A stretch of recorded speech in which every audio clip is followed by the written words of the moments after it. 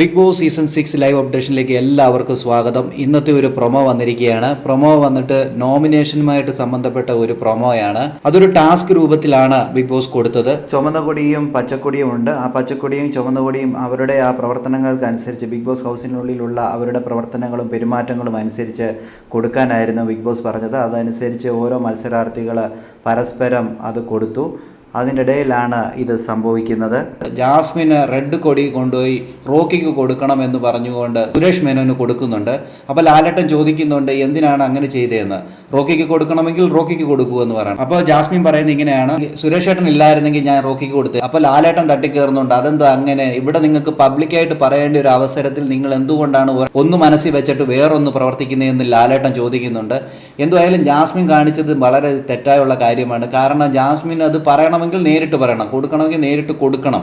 കൊടുക്കാതെ അതിനെ ഒന്നും മറച്ചു വെച്ചുകൊണ്ട് അവിടെ റോക്കിക്ക് അത് കൊടുക്കുമായിരുന്നു എന്ന് പറഞ്ഞുകൊണ്ട് സുരേഷിന് കൊടുക്കുന്ന ഒരു പ്രവണതയാണ് അവിടെ കണ്ടത്.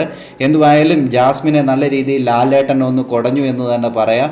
പൊട്ടിത്തെറിച്ചിട്ടാണ് ജാസ്മിനോട് ലാലേട്ടൻ വർത്തമാനം പറഞ്ഞത്. ഇതെല്ലാം നമുക്ക് ഇന്ന് ലൈവിൽ കാണാൻ സാധിക്കും. കൂടുതൽ ബിഗ് ബോസ് ലൈവ് അപ്ഡേഷനായി ഈ ചാനൽ സബ്സ്ക്രൈബ് ചെയ്യാൻ മറക്കല്ലേ ഗൈസ്.